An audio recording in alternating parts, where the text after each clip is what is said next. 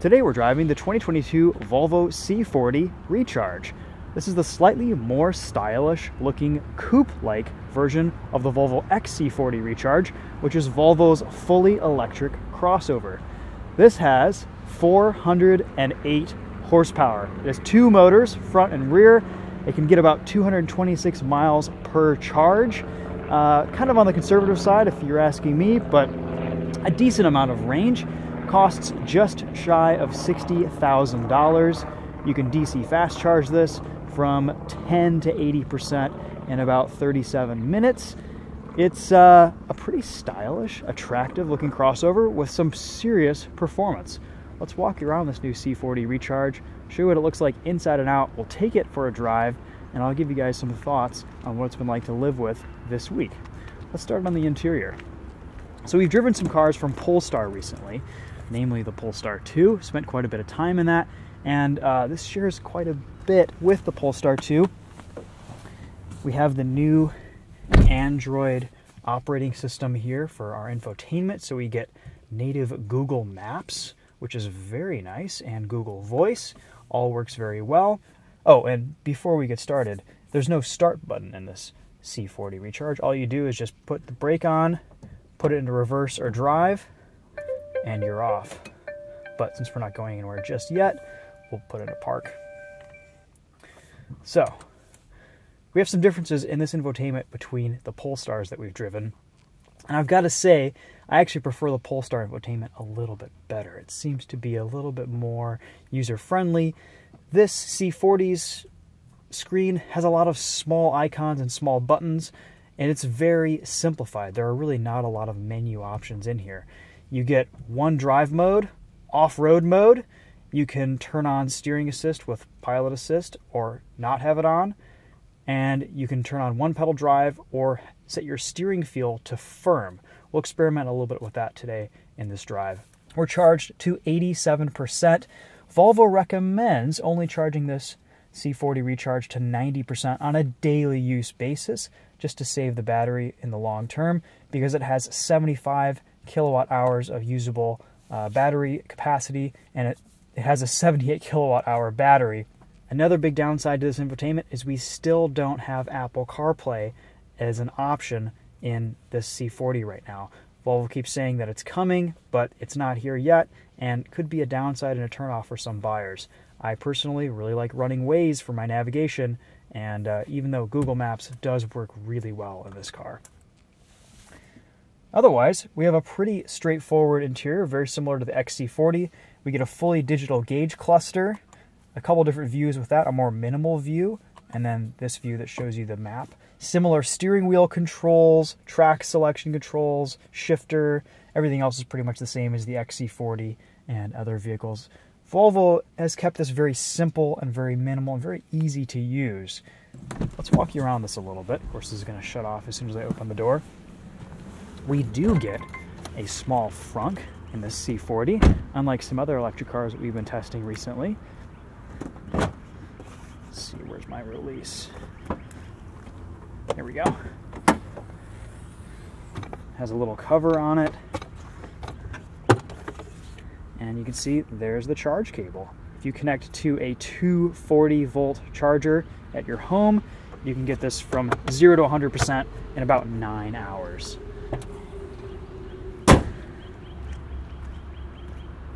Pretty attractive looking crossover if you ask me. I really like the wheels. These fat 5-spokes are just a classic cool looking design from Volvo. You still get the slight Volvo slash right there on the front grille. I like how they did this. It's painted, but you still get a little bit of opening down below, but very aerodynamic. You get the Thor's hammer headlamps. These wheels are just very cool. 20-inch wheels, 235/45 R20s. Ride a little rough over potholes, but I think for how cool they look, that makes up for it. Let's take a look in the back here, because this is probably the only place where we're making some concessions in the C40 compared to the XC40. So a little bit less cargo space vertically. You get a little bit of room underneath there. That's nice. You can adjust and fold these for more space or to partition sections of the trunk.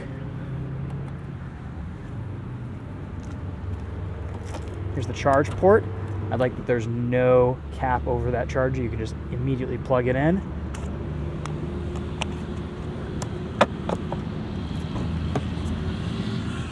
Headrests fold down in the rear.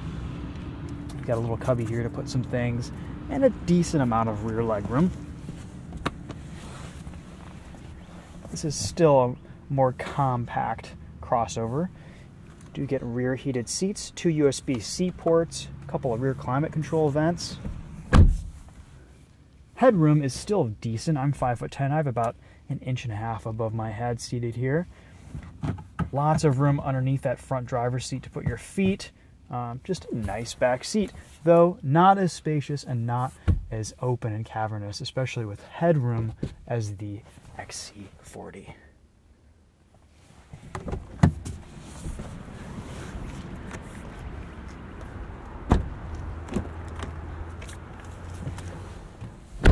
All right, let's hop in, take this for a drive. I think we've pretty much covered most of this interior. On the brake, into reverse, and we can just set off. I love how quickly you can start this car up. We were just driving the Toyota BZ4X a few weeks ago, and it took like 20 seconds for the infotainment to start up in that car. And this, it kind of gets going as soon as you open that door, which I appreciate. Nice looking reverse camera. We do have a 360 camera somewhere in this. Maybe if I put it into drive. I don't know, sometimes it pops up, sometimes it doesn't. There we go, there's our 360 camera. This camera system isn't as intuitive as I would like it to be. It'd be nice to see a 360 view up top and combine that with parking sensors. Who knows? This view down here is pretty wide angle, pretty distorted, but you get to see what you can. I have one pedal drive enabled in this C40. I actually really like the way that feels. It makes this such an intuitive driving experience. So the biggest thing you need to know about this C40 Recharge is that it is just freaking fast. Dual motor, all-wheel drive, 408 horsepower. This weighs about 4,700 pounds. It's not light, but compared to some options like the Mustang Mach-E, it's not bad. We have a pretty silent electric driving experience. No noise piped in through speakers. I appreciate that. Steering feels very nice. Great turning radius. Volvo's done a great job with their throttle tuning. Coming down to a stop using regen is very smooth. The car blends between regeneration and brake pad on rotor very well.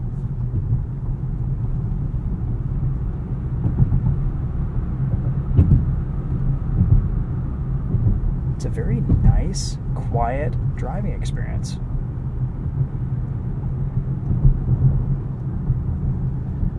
I feel like the interior quality in this C40 Recharge is a little bit elevated feeling compared to the Polestar 2s that we've been driving. We have some leather, we have just some slightly nicer materials and different surfaces and more contrast in this interior. There's some color, which I appreciate. We get 7 inches of ground clearance in the C40 Recharge, so it has had a little bit of off-road capability. There is an off-road drive mode in there. Let's turn on our firm steering feel and see what that does around this corner up here. I like the way the steering feels in this no matter what mode you have it set to. Alright, off we go.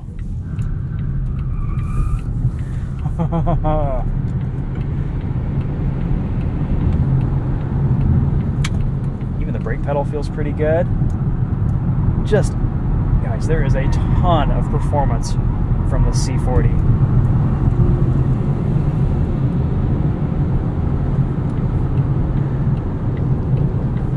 And all you hear is wind noise as you go faster. Ride quality is great.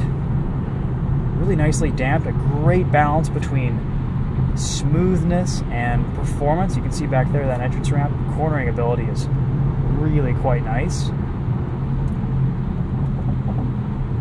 And then on the highway, this still just really pulls. Sometimes it's difficult for electric cars to translate how quick they feel on camera because there's no noise. All you see is a number increasing on the dashboard and maybe my head lurching back a little bit. But this thing is properly quick. One complaint that I do have is they changed pilot assist. So you can quickly adjust your following distance here, which is great, but you used to be able to swipe between steering assist and just adaptive cruise control very easily down here, and you can't do that anymore. You have to go into this menu and take your eyes off the road and select steering assistance. Kind of annoying. I wish Volvo would bring back the ability to switch pilot assist on the fly. That was such a perfect, easy, and intuitive system, and I don't know why they changed that and got rid of that feature.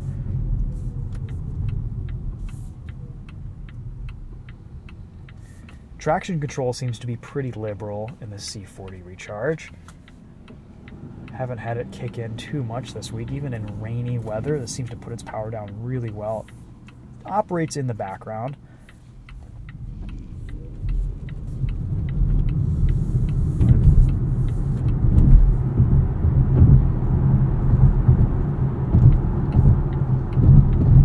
The speed at which you can cover ground in an electric car like this is just unmatched by pretty much anything else on the road with an internal combustion engine. It's so smooth, it's so immediate.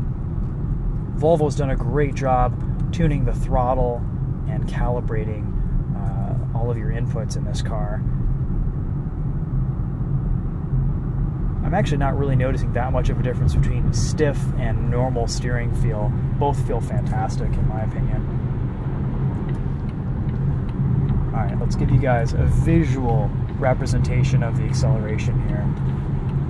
So we're going to kind of hang back 60 miles an hour past this semi-truck.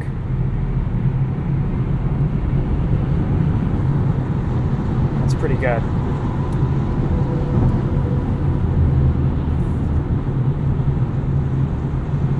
So, thoughts on this C40 after driving it for a week? I actually really like this. It's quite nice to drive. I have a couple little complaints, but they're minor. Cruise control is the biggest one. Can't really see very well out of the rear window. That sloping coupe-like roof definitely hurts your visibility. I've had to kind of tilt my mirror up just a little bit to be able to see traffic behind me. But is that a worthy compromise for the way this thing looks? Some people, I think, will say yes. This is slightly higher performance than the XC40. I think it looks really good on the outside. It's a very comfortable, nice, simple electric vehicle to drive, live with, and operate. I think the range estimate of 226 miles is on the conservative side. I put 90 miles on this the other day and only burned through 30% of battery. Depending on how you drive, where you drive, your mileage may vary. I've also barely touched the brake pedal on this week. The regen system, the one pedal driving, I'm so glad Volvo and Polestar have stuck with one pedal driving because it is so nice to use. Yes, you can turn it all off and the brake pedal is there and it feels fine, but you really get into a beautiful rhythm with this car, and it changes the driving experience on a daily basis.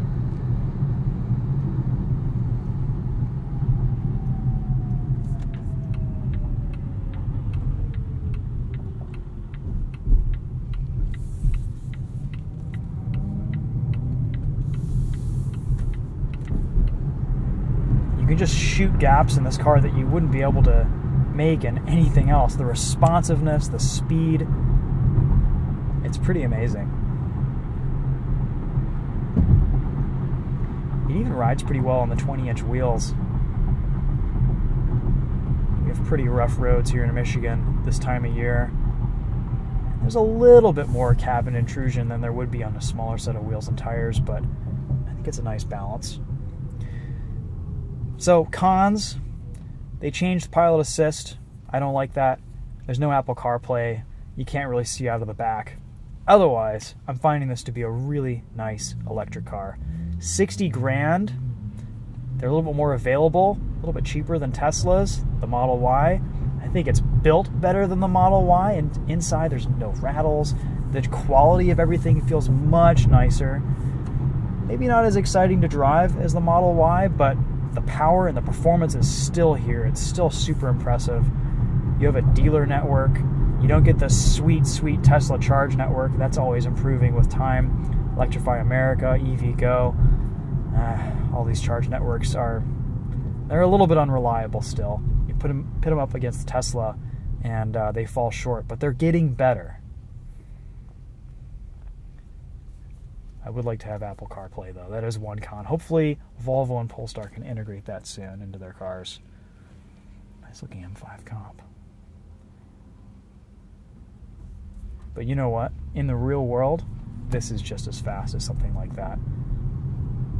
From 0 to 45, unless if he's got launch control engaged.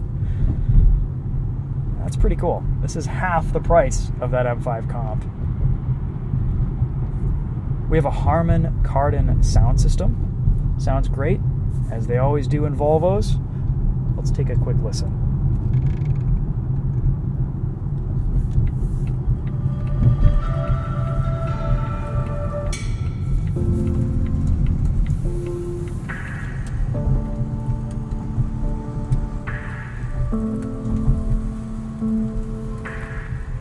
Volume and track controls right here on the steering wheel.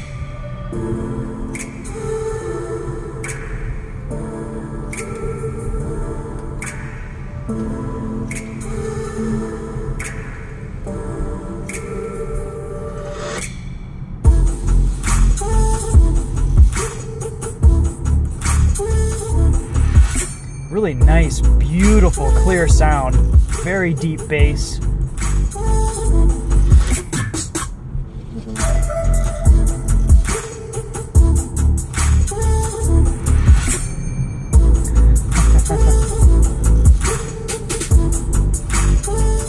And even though this has a pretty large greenhouse with that panoramic sunroof or panoramic glass roof, you don't get a lot of echoing like you do in the Model Y.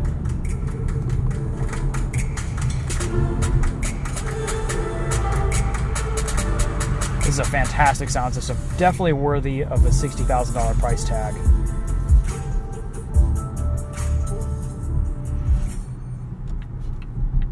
Okay guys, well there is the Volvo C40 Recharge. This is the ultimate twin, or the twin ultimate, which means twin motor, ultimate version, lots of features. They may come out with a single motor front wheel drive version of this. I've driven that version of the Polestar 2 and I really liked it. But if you want some performance in your Volvo, which I always think is a good thing, this C40 is a good way to go. I really like the way it drives. Haven't really had any issues with it this week. It's an attractive, well-built, fun to drive, and enjoyable electric vehicle to live with.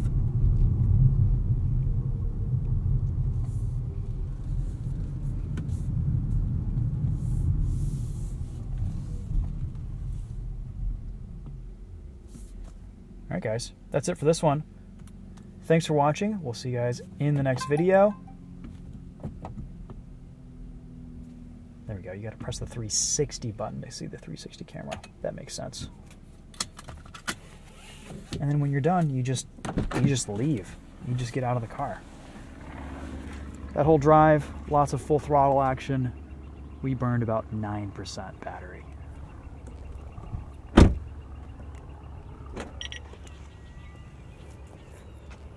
Oh, and you get a key, an actual key to lock, unlock, pop the trunk. Lights look really cool on this car too at night. I really do like what Volvo is doing with their design these days.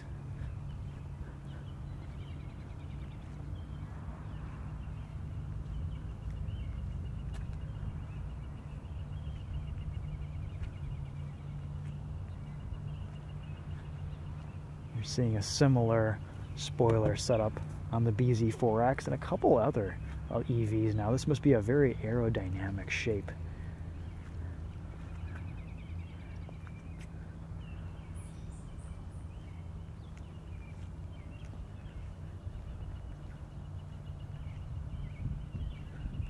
Cool. All right. Well, that's it for this one. Thanks for watching. We'll see you guys in the next video. Take care.